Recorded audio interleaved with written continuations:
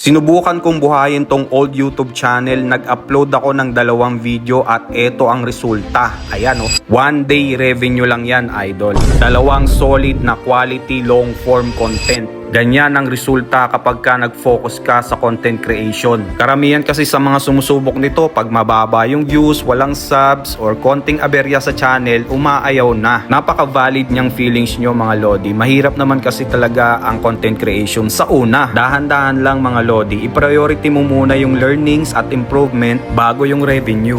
Let me tell you a story mga lodi. Lagi ko tong sinishare. 2 years ago kasi nagtitinda ako ng gulay. Pag walang benta, matumal, hindi ako nagrereklamo. Ang ginagawa ko, tinda pa rin ako ng tinda araw-araw kahit walang bumibili hanggang sa mapansin ako ng mga customer. Napapabili na sila sa akin kasi lagi akong nandun sa pwesto na yon. Yan yung skill na natutunan ko dati na in-apply ko sa content creation. Kaya yung word na consistency, hindi lang yan sinasabi, ginagawa yan. Ang tagumpay, wala sa umpisa, wala sa gitna, nasa huli yan. Habaan mo yung pasensya mo sa mga aberya na pagdadaanan mo. Pagka napapagod ka, tingin ka sa likod mo. Ang layo mo na sa start line, di ba? Babalik ka pa ba? Duluhan mo lang ng duluhan, lodi. Sapul yan. Kung balak mo talaga magseryoso sa content creation, meron akong community na makakatulong sa'yo. Meron ditong mga resources, tools, at mga guide na magagamit mo. I-DM mo lang ako for full details.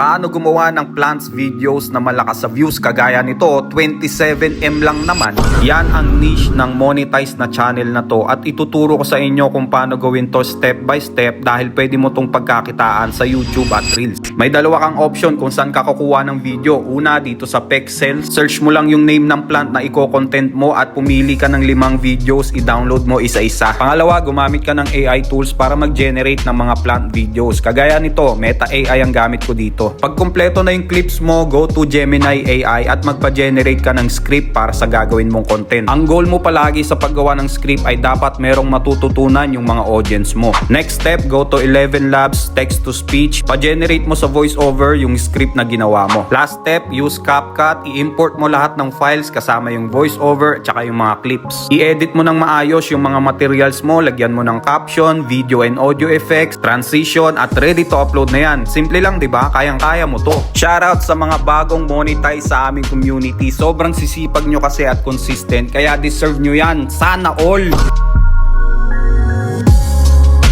Coach, paano po ba yung Suno AI cover? Mahilig kasi ako sa music. Ito yung tinutukoy ni Lodi, yung mga music cover na malalakas sa views. Sasagutin ko yung tanong mo at tuturuan kita kung paano gumamit ng Suno para makasabay ka sa trend. So stay tuned, Lodi. Okay, let's say meron kang song na gusto mong i-cover. I-download mo yung MP3 file at pumunta ka sa website na to. Disclaimer lang, hindi to sponsored ha. This is for tutorial purposes only. Kaya Suno, baka naman. Log in using your Gmail at meron kang credits. I-click mo yung create audio at meron dyang upload button. Today gagawin ko ng cover itong Ikaw Ang Idol Ko by Sarah B. After ma-upload, piliin mo tong full song at hit continue. Dito sa audio description, lagay mo kung babae o lalaki yung vocalist, kung anong style, pwedeng jazz, pwedeng Pinoy rock, pwedeng anime, and then hit continue again. Dito sa final touch, pwede mong baguhin yung lyrics at ibahin yung style. Pag okay na sa'yo, hit mo tong create. At ayan na, meron ka ng AI music cover. Sa part 2, ituturo ko sa'yo kung paano yan gawa ng video. Congrats nga pala sa mga masisipag na members na kahit 1 month pa lang na-achieve ang kanilang mga goals dahil sa consistency. Sana all! May tanong si Lodi, Coach, paano ko malalaman kung monetize o hindi yung YouTube channel?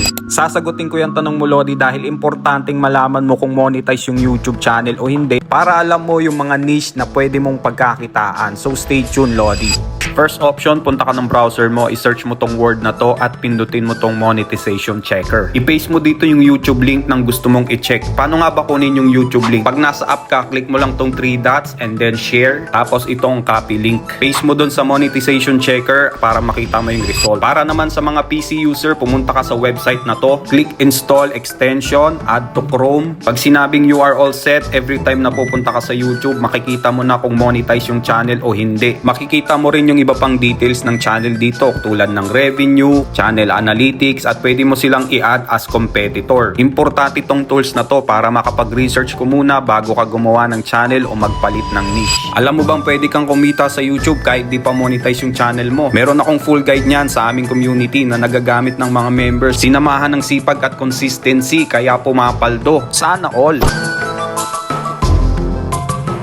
Pag pinagsama mo ang magandang view at jazz music, malakas sa views at revenue yan. Kagaya ng channel na to, ang niche na yan ay relaxing jazz music at ituturo ko sa inyo kung paano gawin yan para pwede nyo rin pagkakitaan sa channel nyo. So stay tuned. Gusto mo bang kumita sa content creation gamit ang iyong cellphone, tablet, or PC at mapabilang sa kanila na na-monetize na? Mag-comment ka lang sa ibaba for full details. First step, go to Gemini AI. Pa-generate ka ng relaxing jazz music, instrumental only, no voice. Antayin mo lang matapos yung track at i-download mo yan as MP3. Next step, go to Google Flow, choose all media, iset mo sa video at 16:9 ratio. Gamitin mo tong prompt na nilagay ko sa comment section, ibahin mo lang yung location at design. Ang gagawin ko ay beachfront POV at table with halo-halo. Hit enter at antayin mong matapos yung video. Pag okay na sa'yo yung results, isave mo yan at i-download. Last step, go to CapCut, import mo yung mga files, i-loop mo yung video hanggang sa mapuno niya yung mga audio at meron ka ng relaxing music jazz na ready to upload sa YouTube. Ganun lang kasimple, di ba? Kayang-kaya mo to gawin, Lodi. Congrats nga pala sa mga bagong monetized members sa aming community. Mas inuna nilang aralin yung YTA kaysa magreklamo. Kaya ayan o, paldo, sana all!